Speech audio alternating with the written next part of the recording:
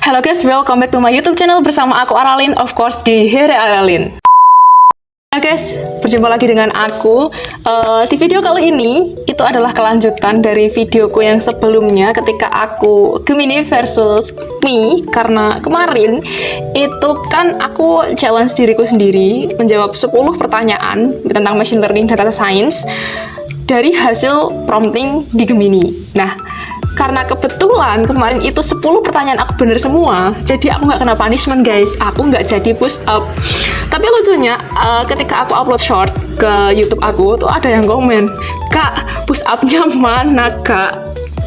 Karena aku udah bilang, karena aku bener semua, jadi aku nggak push up. Jadi aku itu kayak gimana ya, kayak bener-bener men-challenge gitu loh, dan punishmentnya ya bener-bener fair punishment. Nah, kali ini aku coba naikin levelnya dari medium ke advance. Kita lihat, kayaknya nanti aku bakal benar-benar push up di sini karena level pengetahuanku di machine learning dan data science itu belum se-advance itu, buat seru-seruan lah ya. Oh ya, by the way, ya nanti kalian juga bisa bantuin jawab di kolom komentar.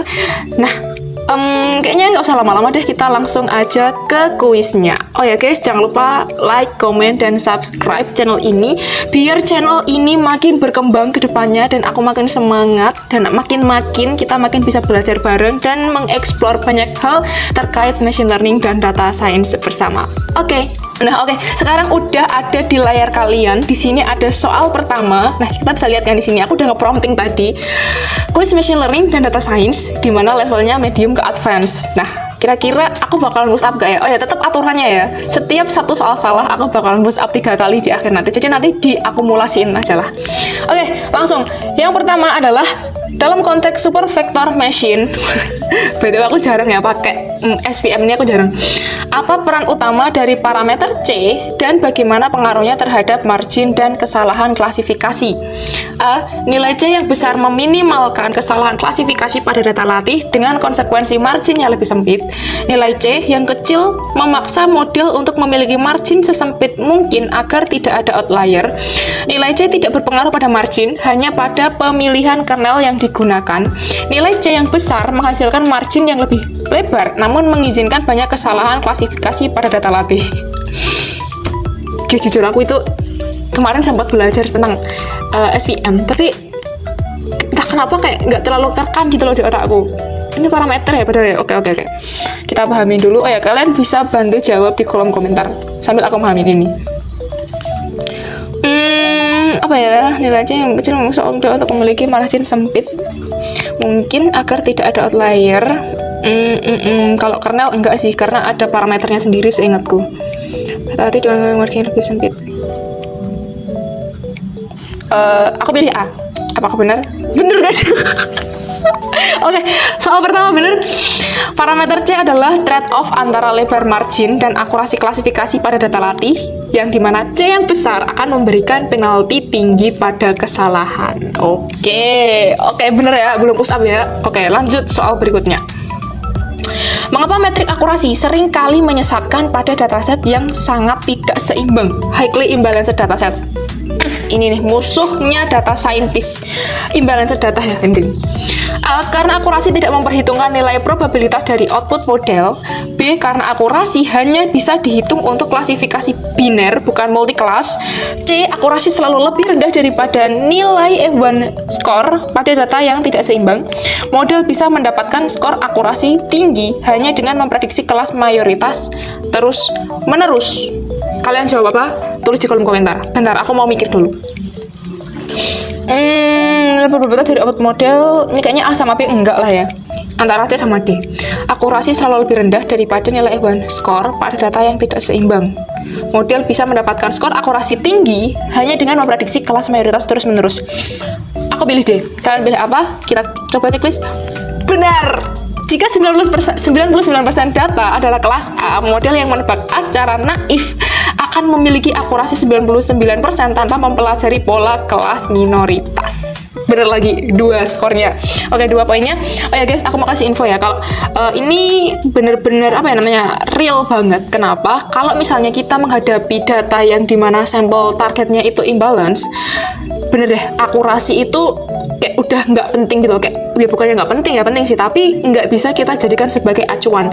Karena kalau kasusnya itu udah imbalance, kita itu patokannya ada 3 di precision, recall, sama F1 score. Jadi kalau kita pakai yang classification report, ada itu pokoknya function classification report di bagian evaluasi. Kalau salah satu target itu punya precision, recall, sama F1 score yang jauh lebih sedikit, lebih kecil daripada kelas yang mayoritas, please itu nanti modelnya bakalan bias kayak gitu. Oke, lanjut ke soal berikutnya. Apa perbedaan mendasar antara algoritma bagging seperti random forest dan boosting seperti XGBoost dalam hal pengurangan error? A. Boosting menggunakan voting mayoritas, sedangkan bagging menggunakan pembobotan residual. Bagging fokus mengurangi varian, sedangkan boosting fokus mengurangi bias. C. Keduanya sama-sama fokus hanya pada pengurangan varians data. D. Bagging membangun model secara sekuensial, sedangkan boosting membangun model secara paralel. Apa ya BTW ya? Kalian kalau tahu, tulis aja di kolom komentar. Sambil aku mikir. Bagging, random forest, boosting menggunakan voting mayoritas, bagging pembobotan residual. Bagging itu bag, boosting. Ada. Salah pun juga gak masalah sih. Aku push up dong. Oke, di video ini aku beneran bakalan push up. Salah guys, ternyata bukan A tapi B. Bagging menggunakan rata-rata model independen untuk stabilisasi, sedangkan boosting membangun model secara sekuensial untuk memperbaiki kesalahan prediksi. Oh gitu ternyata. Oke, salah satu push up 3 kali nanti. Oke, kita lanjut. Dalam deep learning ada apa fenomena vanishing gradient, dan pada arsitektur apa hal ini paling sering menjadi masalah utama sebelum adanya LSTM? Apa ya? Gradient menjadi terlalu besar di lapisan awal CNN sehingga bobot meledak. Terjadi ketika jumlah neuron di lapisan tersembunyi terlalu sedikit. Gradient mendekati 0 saat propagasi mundur di RNN standar membuat lapisan awal sulit diperbarui. Fenomena di mana fungsi aktivasi relu selalu menghasilkan nilai negatif. Vanishing gradient.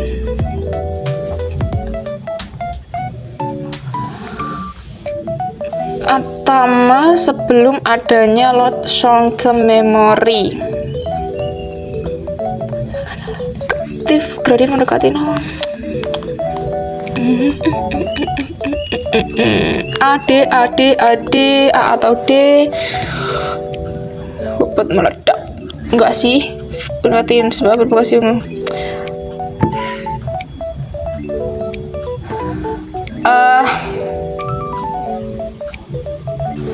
C. Aku nggak tahu ya bakal bener atau enggak. C. Bener. RNN standar kesulitan mempelajari ketergantungan jangka panjang karena sinyal gradien mengecil saat eksponensial. Oke, berarti berapa? 3 poin. 3 poin ya. Oke, salah satu bener 3. Lanjut. Soal kelima, manakah dari pernyataan berikut yang paling tepat menggambarkan curse of dimensionality? Aduh, baru pertama kali dengar lagi. Berarti apa guys jawabannya? Volume ruang meningkat pesat sehingga data yang tersedia menjadi sangat jarang untuk menarik kesimpulan statistik. Hanya terjadi pada algoritma berbasis linear regresi. Penambahan dimensi fitur menyebabkan data menjadi semakin padat di ruang vektor. Semakin banyak fitur, semakin cepat model mencapai konvergensi. Curse of dimensionality.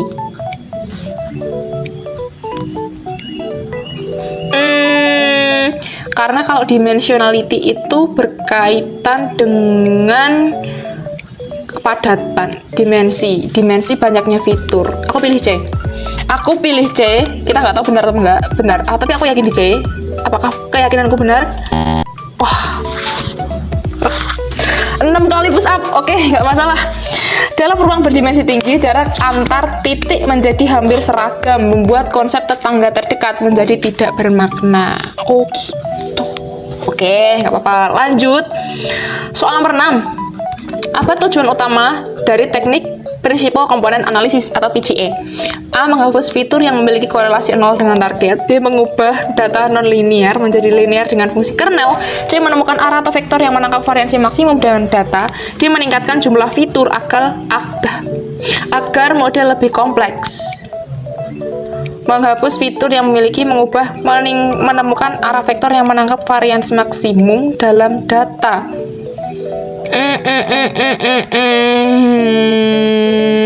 Enggak deh, soalnya kalau PCA itu setahu dia membuat lagi ya berdasarkan vektor. C, aku cek lagi. Bener, oke.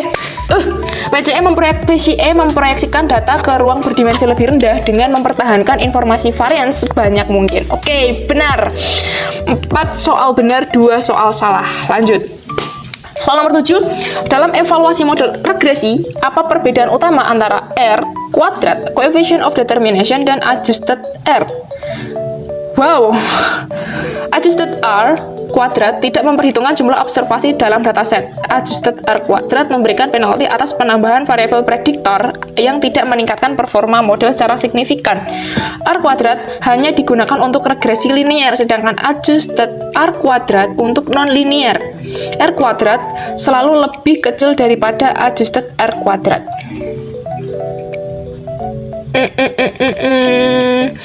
Evaluasi model regresi. Apa baru kalau R kuadrat sih aku udah sering denger ya, tapi kalau adjusted itu jujur baru first time sih. Adjusted R kuadrat penalti atas penambahan prediktor yang tidak menangkapkan B. Aku pilih B. Kalian pilih apa? Terus di kolom komentar. Aku pilih B. Dan apakah aku akan push up 9 kali? Mari kita lihat. Terima kasih ya Allah. Bener guys.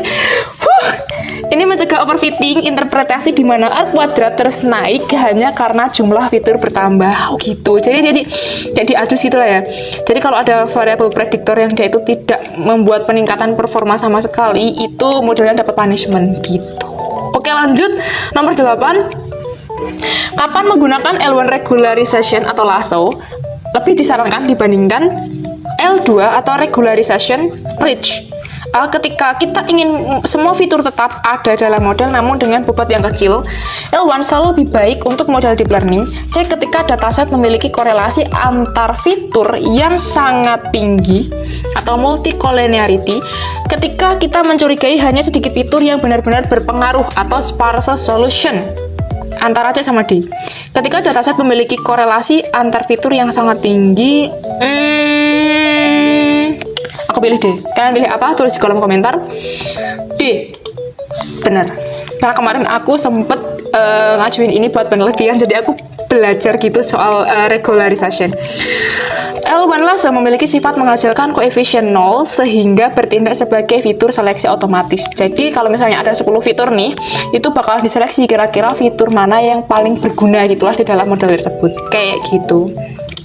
Lanjut, nomor 9. Dalam konteks clustering, apa kelemahan utama algoritma K-means dibanding dengan DBSCAN? Oh ya, btw kalau K-means itu berdasarkan jarak, kalau DBSCAN itu berdasarkan dengan density atau kerapatan. DBSCAN selalu menghasilkan jumlah cluster yang lebih sedikit daripada K-means. K-means terlalu lambat untuk dataset besar. K-means tidak bisa digunakan untuk data numerik. K-means memerlukan penentuan jumlah cluster K di awal dan kesulitan menangani bentuk cluster non-spherical. D. Kayaknya aku nebak D. Kalian nebak apa? Tulis di kolom komentar. D. Betul. K-means berasumsi klaster berbentuk bola dan berukuran serupa, sedangkan DBSCAN berdasarkan kepadatan. Oke, benar berarti. Soal terakhir, apakah aku akan push up 9 kali? Apa fungsi dari cross entropy loss dalam pelatihan model klasifikasi saraf tiruan? A. Mengukur jarak Euclidean antara prediksi dan label asli. B. Menghitung selisih rata-rata absolut antara nilai input dan output. C. Mengukur perbedaan antara dua distribusi probabilitas prediksi versus aktual. Mengoptimalkan bobot agar gradien tidak pernah menjadi 0. Cross entropy loss. Sebentar. Mikir sih ini kalau aku guys. Kalian jawab apa ya? Menghitung selisih atau absolut antara input. Cross entropy loss, mengukur perbedaan antara dua distribusi probabilitas prediksi versus aktual. Gradien tidak pernah menjadi 0. Cross silang. Entropy loss, mengukur perbedaan antara dua distribusi probabilitas prediksi dan aktual.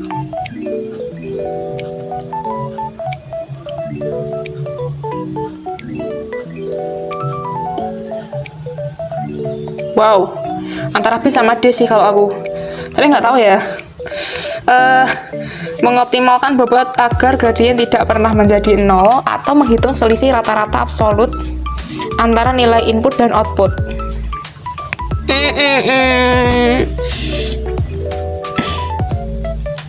Cross entropy loss. Cross entropy pernah baca sih tapi lupa. Mengoptimalkan bobot agar gradien tidak pernah menjadi 0. Kayaknya enggak ada ini Oke, bismillah, aku nebak B. Kalian nebak apa? Semoga, aku nggak tahu ya. Positif tinggal aja kalau misalnya B skorku tinggi. Tapi kalau misalnya salah, nggak apa-apa lah, hitung-hitung olahraga buat hari ini. Oke, bismillahirrahmanirrahim. Aku nebak B.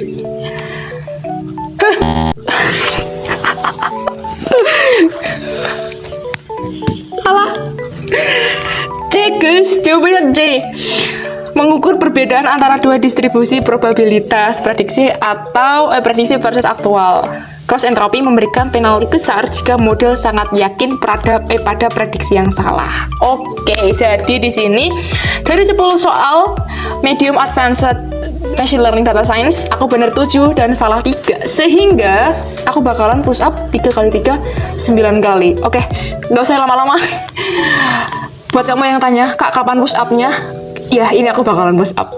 Mari kita push up.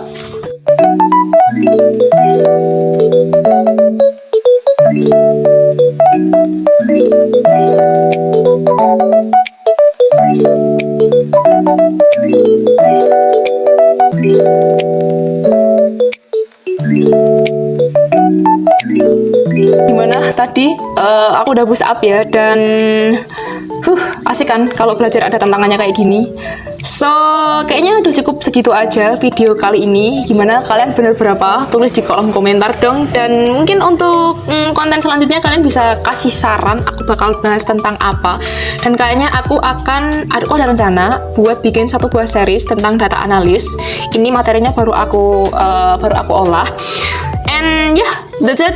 Thank you very much for your attention karena udah nonton sampai akhir dan nonton aku push up juga. So, jangan lupa like, comment, dan subscribe channel ini supaya channelnya berkembang banget dan aku bisa bantu kalian lebih banyak, guys.